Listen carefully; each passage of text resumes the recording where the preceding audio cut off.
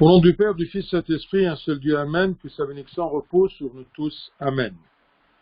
Puisque nous sommes toujours dans le jeûne des apôtres, eh bien, on va parler à propos d'un sujet qui nous intéresse et il est un peu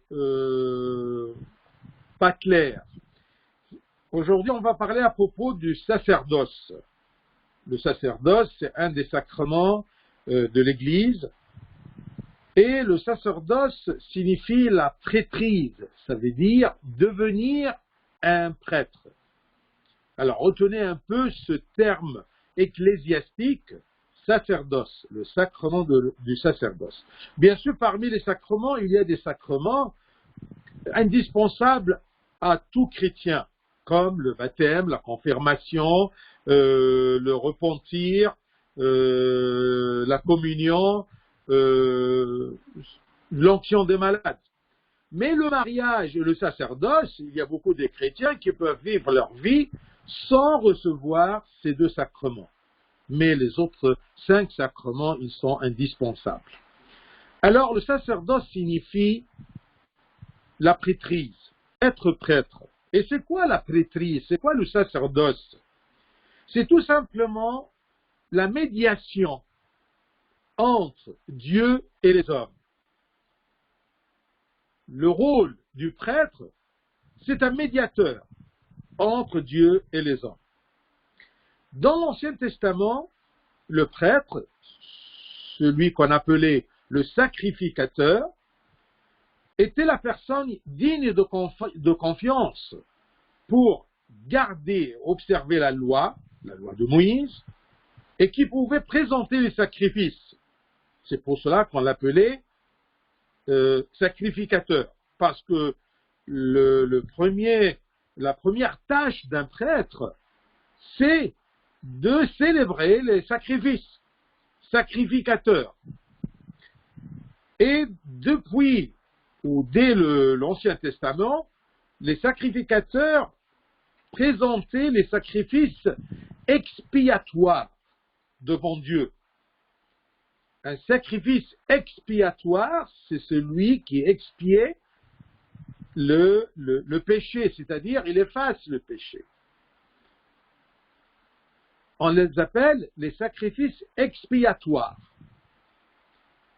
Les sacrifices qui enlevaient les péchés du peuple d'Israël. Bien sûr, dans le Nouveau Testament, c'est le Christ qui enlève le péché du monde. C'est pour cela que au commencement de la messe, dans le Nouveau Testament, eh bien, quand le prêtre choisit l'agneau, l'urban, eh bien, il dit « agneau de Dieu qui enlève le péché du monde ». Eh bien, dans l'Ancien Testament, ces sacrifices expiatoires qui étaient le symbole du vrai agneau sacrifié pour enlever nos péchés.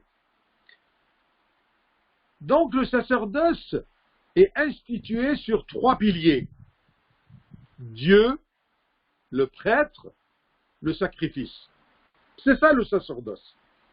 Dieu, prêtre et le sacrifice.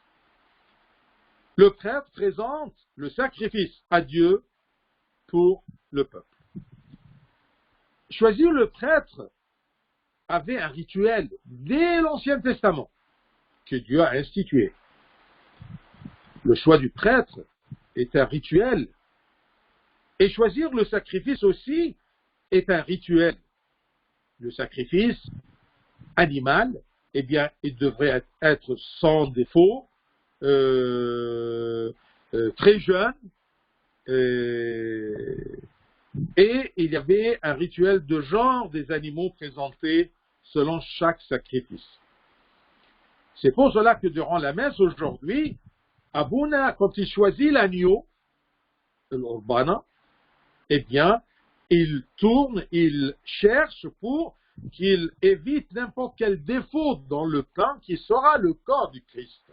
Le sacrifice expiatoire pour enlever le péché du monde. Le sacerdoce, premier point, on va parler à propos du sacerdoce au temps des anciens pères, des premiers pères, ce qu'on appelait les patriarches. Et on va voir à travers ce sacerdoce des patriarches dans l'Ancien Testament la paternité. Il y a un lien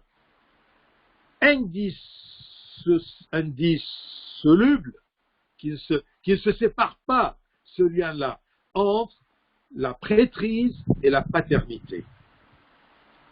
Ces patriarches qui ont commencé à être, ou qui ont commencé à avoir le rôle d'un prêtre, comme Noé, Abraham, Isaac, Jacob, eh bien, de leur temps, le sacerdoce était pour le père de la famille, transmis au fils aîné. Parce que le père de la famille, c'était lui qui présentait les sacrifices. Il n'avait pas encore le vrai sens du sacerdoce privé pour des gens choisis, élus, appelés. Avant ce sacerdoce privé, spécialisé, eh bien chaque père de famille du peuple d'Israël était le prêtre de la famille. C'est lui qui présentait les sacrifices expiatoires. Et de là, on trouve ce lien et ce symbole de la paternité dans le sacerdoce. C'est pour cela que le sacerdoce, on l'appelle Abouna, notre père. Même l'évêque, notre père l'évêque, notre père le patriarche, notre père le pape. Donc le sacerdoce était au commencement, dans l'Ancien Testament, pour le père de la famille, transmis au fils aîné. Et c'était le père de la famille qui présentait les sacrifices à Dieu pour ses enfants, comme je vous ai dit Job, Noé, Abraham, Isaac, Jacob. Ainsi, nous pouvons dire que le fils aîné, ou le fils aîné du prêtre, du père, eh bien, il reçoit, je ne veux pas dire qu'il hérite le sacerdoce, mais il hérite ce qu'on appelait dans l'Ancien Testament le droit d'aînesse, c'est-à-dire le droit d'être le chef de la famille. Et c'est pour cela que on trouve ceci dans l'histoire du frère aîné de Jacob, Ésaü.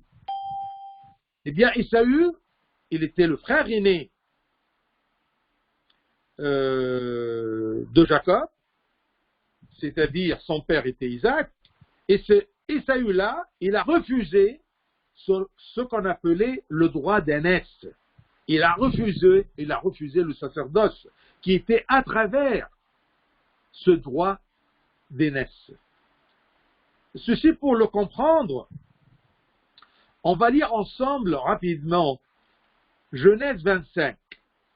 Si vous avez la Bible au-dessus de votre main, eh bien, essayez d'ouvrir Genèse 25, versets 29 à 34. On lit ensemble. Comme Jacob faisait cuire un potage, c'était des lentilles, Ésaü revint des champs accablé de fatigue. Ésaü dit à Jacob, laisse-moi, je te prie manger de ce roux, parce qu'il avait la couleur roux, ou rousse. Mangez de ce roux-là, car je suis fatigué. C'est pour cela qu'on a donné à Ésaü le nom d'Édom. Jacob dit, vends-moi aujourd'hui ton droit d'aînesse. Il était malin, Jacob. Il a vu son fils dans le besoin, il est fatigué, il a faim, et lui, il cuisinait quelque chose de bon, il donne l'appétit. Eh bien, Ésaü répondit, voici, je m'en vais mourir. Je suis fatigué, j'ai faim. Voici, je m'en vais mourir. À quoi me sert ce droit d'aînesse? Il n'a pas compris la valeur de ce droit d'aînesse pour avoir le symbole de ce qu'on va appeler plus tard le sacerdoce. Jacob dit, jure-le-moi d'abord. Il le lui jura. Et il vendit son droit d'aînesse à Jacob. Alors, Jacob donna à Ésaü du pain et du potage de lentilles. Il mangea et but, puis se leva et s'en alla. C'est ainsi qu'Ésaü méprisa le droit d'aînesse. Il n'a pas compris que le droit d'aînesse, c'est le droit qui lui donne le rôle du chef de la famille, le rôle du prêtre de famille, le rôle du sacrificateur de la famille qui présente les sacrifices expiatoires. Donc de là, on peut voir que la paternité spirituelle à travers le sacerdoce existait depuis l'Ancien Testament. Et on trouve ça dans les Écritures. On trouve qu'Abraham était un père pour nous tous, comme c'est écrit dans l'Épître aux Romains, chapitre 14, verset 17. Abraham, notre père à tous, selon qu'il est écrit, je t'ai établi père d'un grand nombre de nations. Il est notre père devant celui auquel il a cru, Dieu qui donne la vie aux morts. Le sacerdoce, c'est de là, aussi ancien que ça. C'est de là où il y a le lien entre le sacerdoce, la prêtrise et la paternité. Et saint Paul aussi était un père pour plusieurs. Il appelait ses disciples mes enfants, comme Épître aux Galates, chapitre 14, verset 19. C'est écrit, mes enfants. Il n'était pas leur père biologique, mais leur père spirituel. Comme Abraham, père de toutes les générations des croyants. Mes enfants, pour qui j'éprouve de nouveau les douleurs de l'enfantement, jusqu'à ce que Christ soit formé en vous. Vous êtes mes enfants, et je peine et j'agis avec eux jusqu'à ce que Christ soit formé en vous. Ça, c'est le sacerdoce dans l'Ancien Testament, le commencement du sens du sacerdoce à travers la paternité des anciens patriarches, Noé, Abraham, Isaac et Jacob. Deuxième point, c'est le sacerdoce d'Aaron. C'est le commencement de la précision de la prêtrise, de la sélection. Pas tous les pères sont des prêtres, pas tous les chefs de famille sont des prêtres. Et le sacerdoce d'Aaron était le symbole du sacerdoce du Christ. Du temps d'Aaron, le frère de Moïse, du temps d'Aaron, la succession du sacerdoce a eu lieu entre ses enfants, les enfants d'Aaron, exclusivement. Exclusivement. Personne ne pouvait être prêtre que Aaron et ses enfants,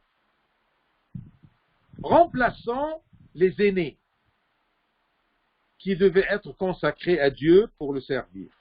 Et c'est pour cela que dans l'Ancien Testament, il y avait, d'après la loi, de consacrer l'aîné qui aura le droit d'aînesse pour être consacré à Dieu, c'est-à-dire le symbole de ce qu'on allait appeler le sacerdoce.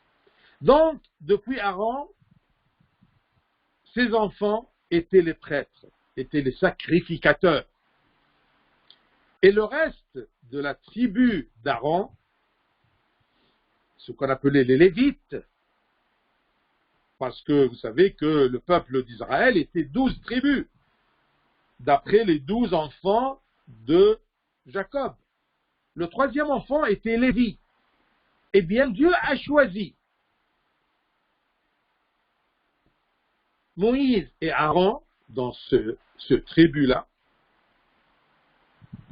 Moïse il a ordonné, première ordination d'un prêtre Aaron, et Aaron ordonnait ses enfants.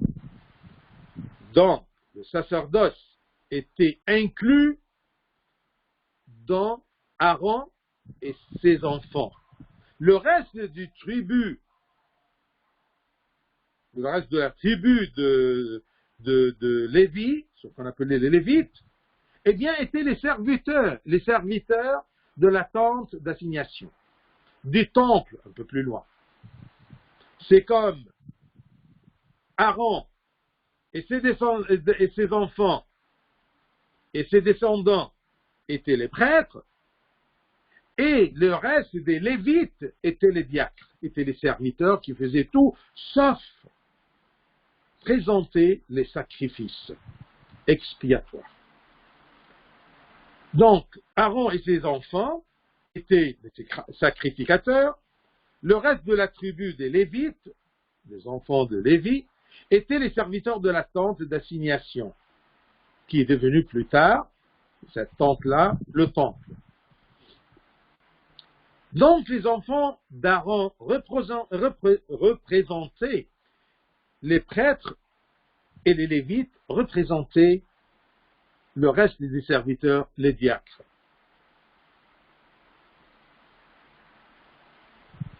Et le sacerdoce, ou ce choix-là, n'était pas par mérite, mais une grâce de Dieu pour tous les enfants d'Aaron.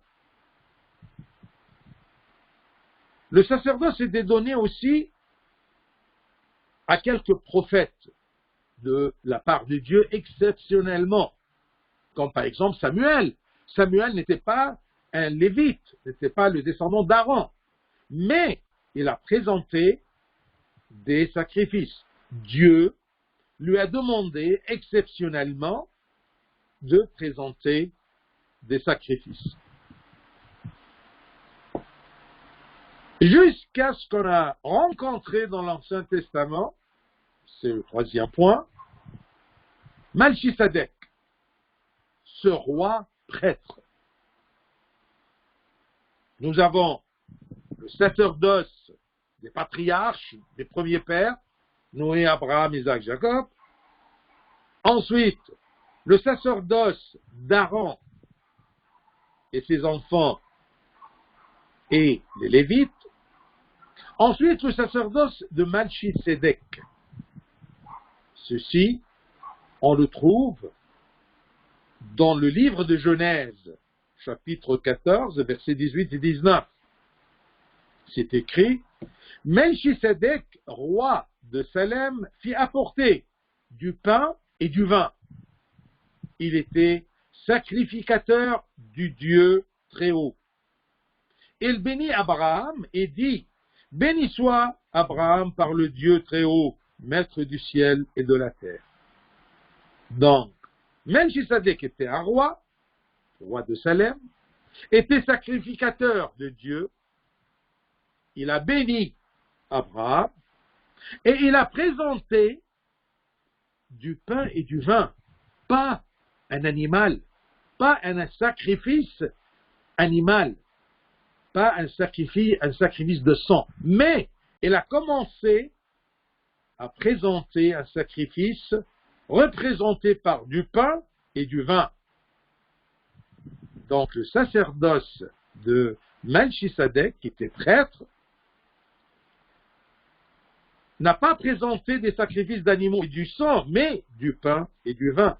C'est un autre sacerdoce d'une manière différente. Melchisedec est le symbole du Christ. Il est roi, sacrificateur, et la manière de son sacerdoce est du pain et du vin, pas des animaux immolés. Donc, le sacerdoce de Melchisedec est le symbole du sacerdoce du Christ, même manière du pain et du vin. Le sacerdoce d'Aaron et des patriarches était aussi symbole. Mais attention, plusieurs manières de sacerdoce qui se convergent dans le vrai sacerdoce du Christ. Le vrai complet. Un sacerdoce complet.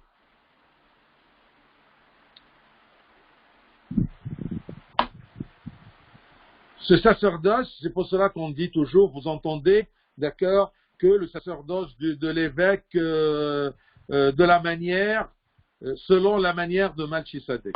Parce qu'il y avait aussi une prophétie dans les psaumes 110, verset 4. L'Éternel l'a juré, il parlait à propos du Christ, que l'Éternel a juré, c'est-à-dire a confirmé. Il ne s'en repentira point. Il a confirmé et il ne va pas retourner. Tu es sacrificateur pour toujours. C'est le Christ. Il n'y a aucun prêtre ou sacrificateur dans toute l'histoire de l'Ancien Testament et du Nouveau Testament. Il sera prêtre pour l'éternité, pour toujours. Non. Après la mort, il n'y aura pas des prêtres là-haut, d'accord, qui présentent des sacrifices. Ça sera terminé. Tu es sacrificateur pour toujours à la manière de Melchisedec. Psaume 110, verset 4. L'Éternel l'a juré, il ne se s'en repentira point. Tu es sacrificateur pour toujours à la manière de Melchisedec. Ça, c'est la prophétie du sacerdoce du Christ, le sacerdoce du Nouveau Testament, le sacerdoce que nous vivons aujourd'hui.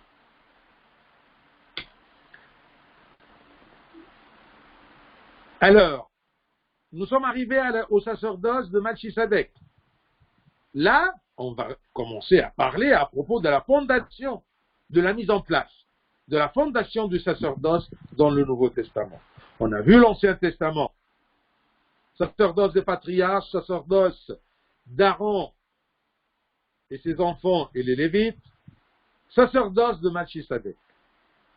Et après ça, nous avons le sacerdoce du Nouveau Testament, qui était à la manière de sacerdoce de Melchisedec. Le sacerdoce du Nouveau Testament, c'est le Christ qui l'a institué en choisissant les 12 apôtres. Et ensuite, il a nommé 70 autres disciples et les a envoyés 2 par 2. Comme c'est écrit Matthieu 10, 1.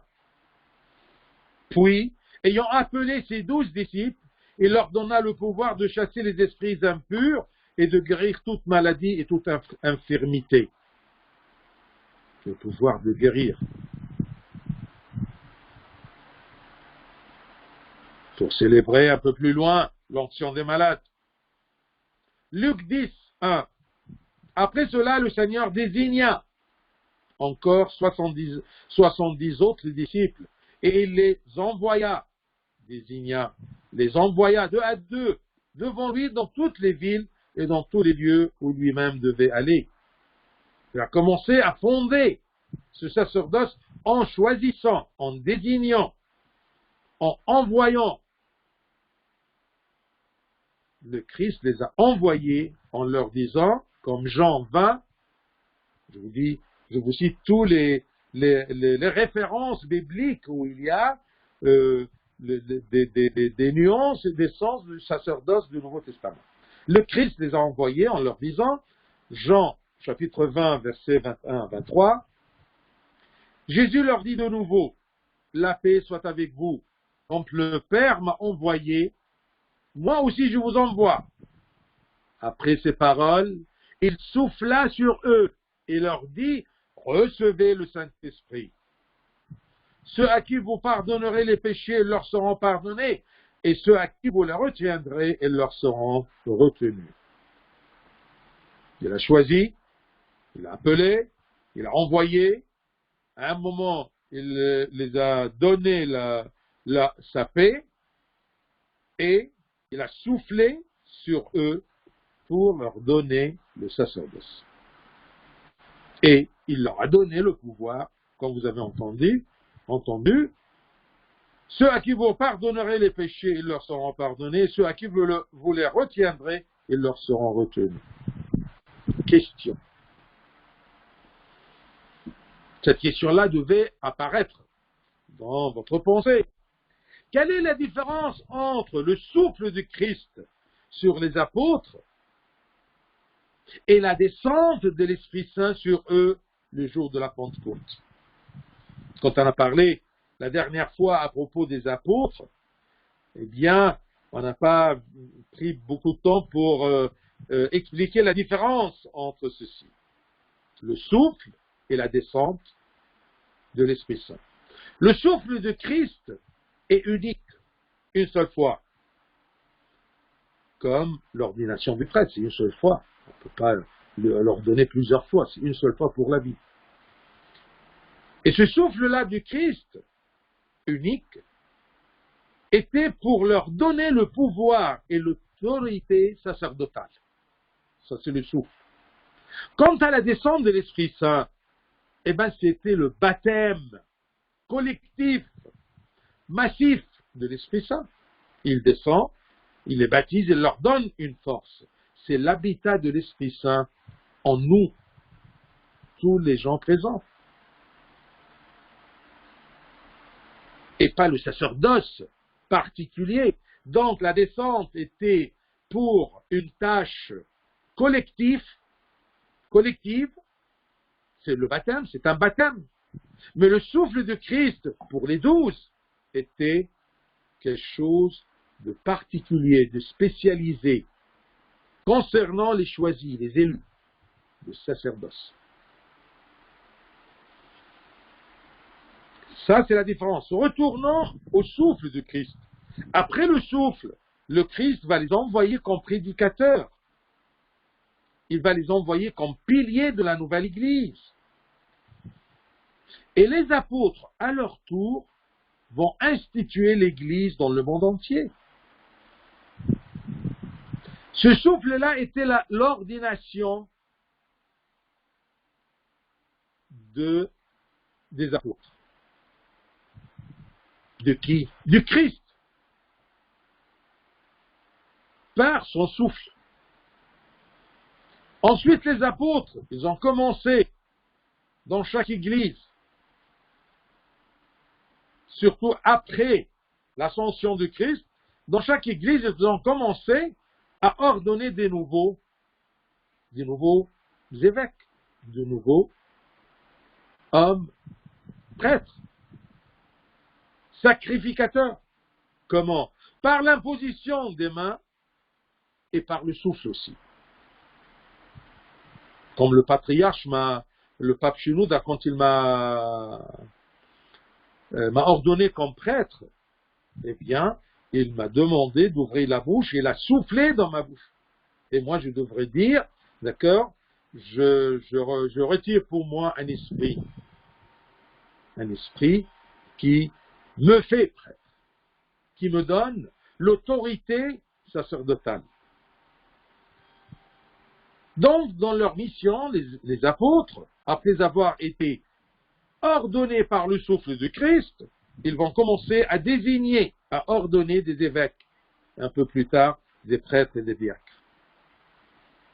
Pour cette tâche d'ordonner, les apôtres avaient besoin de recevoir du Christ l'autorité pour ordonner des autres évêques. Et un peu plus tard, les évêques, ils ont commencé à ordonner des prêtres. Donc, c'est un souffle par lequel ils ont reçu le sacrement du sacerdoce.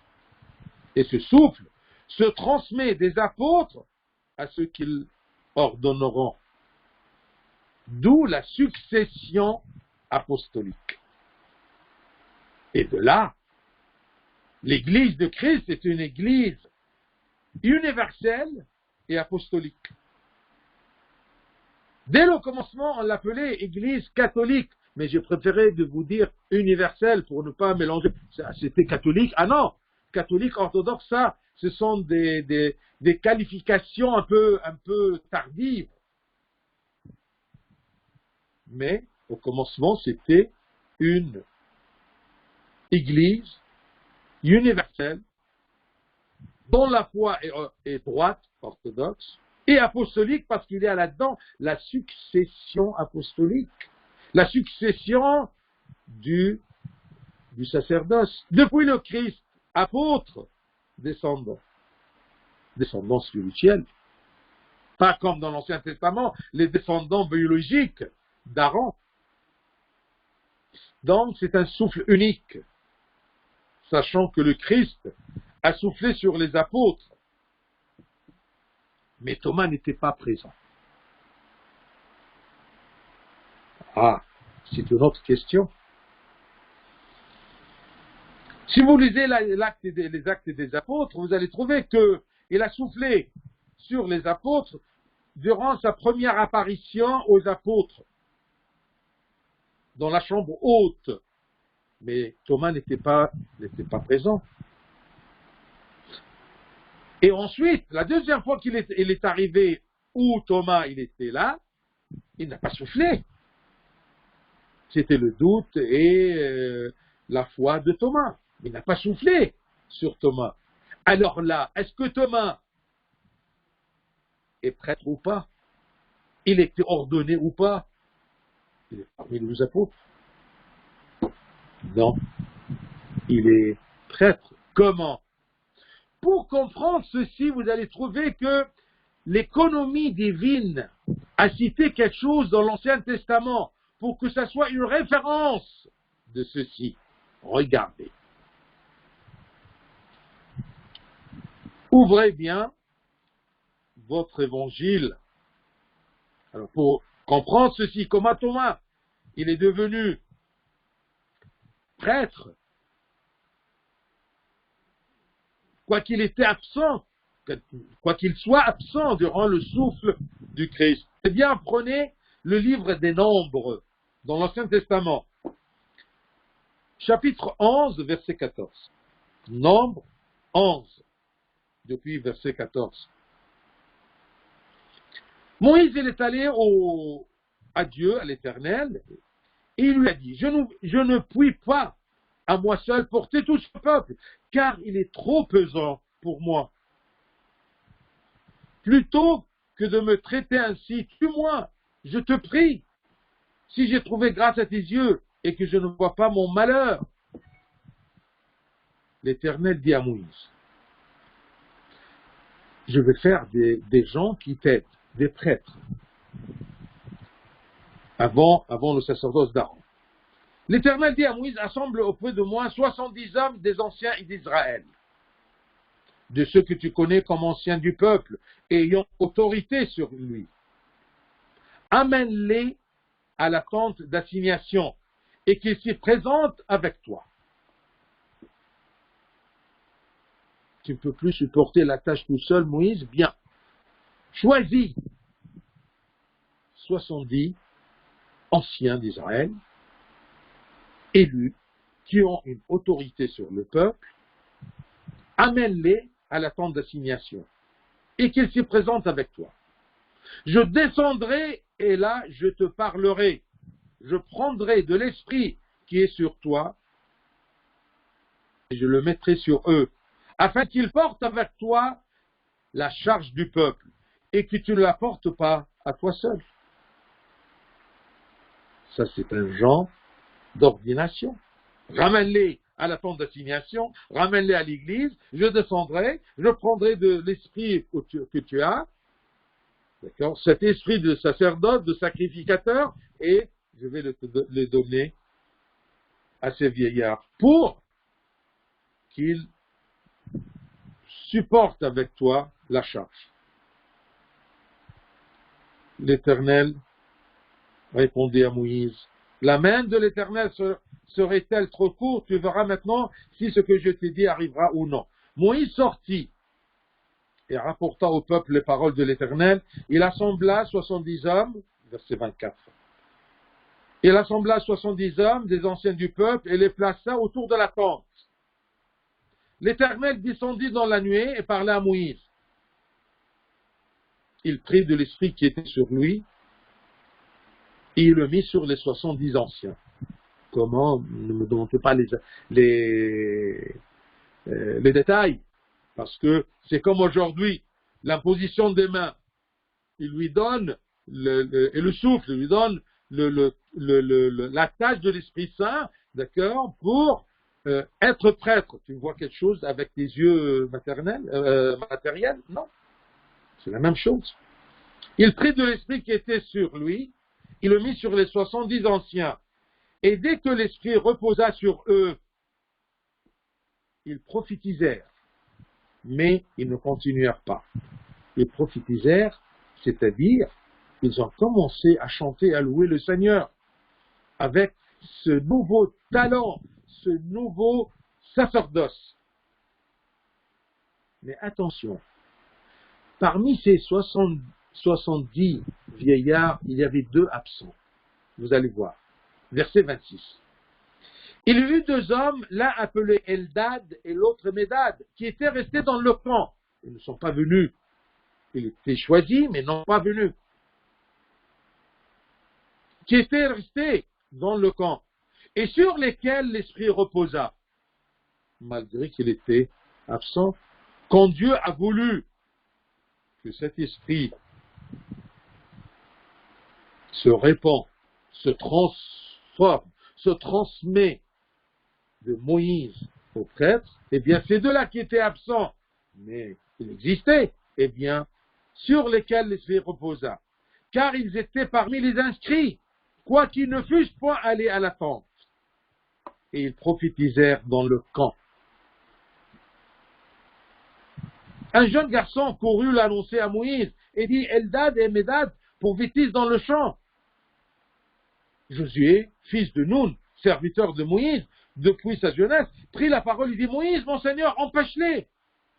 Parce que comment ils vont prophétiser puisqu'ils ne sont pas venus, ils n'étaient pas présents à l'attente de l'assignation. Moïse leur répondit, es-tu jaloux pour moi?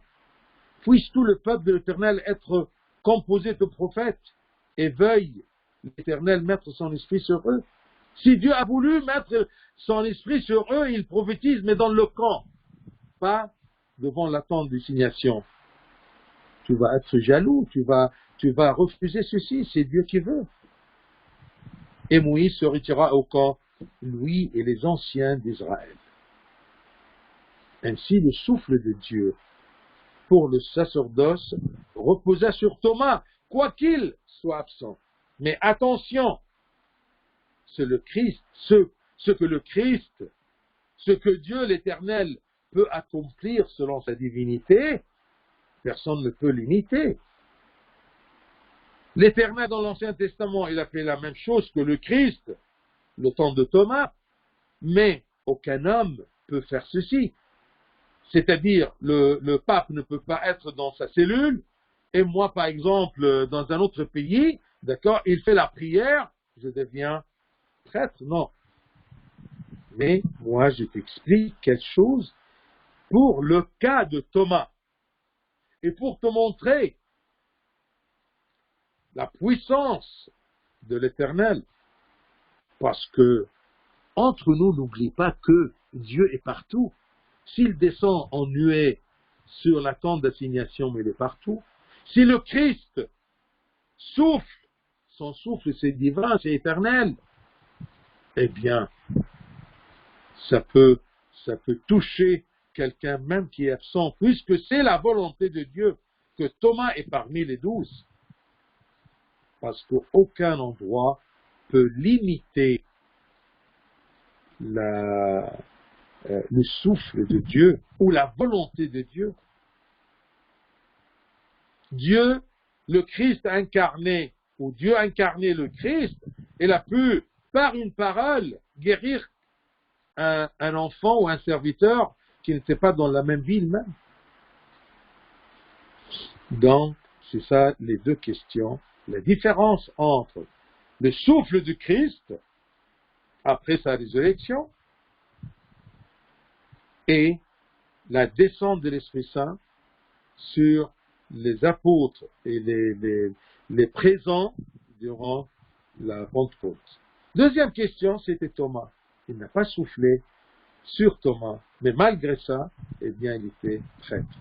Et on a compris rapidement le déroulement de ce qu'on appelle le sacerdoce, le sacrement du sacerdoce, depuis les patriarches, Moïse et Aaron, Melchisédek, le Christ, dans le Nouveau Testament.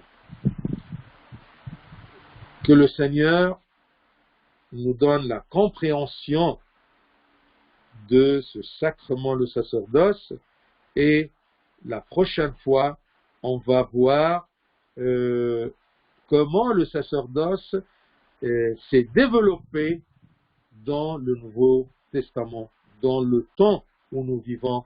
Gloire au Seigneur éternellement. Amen.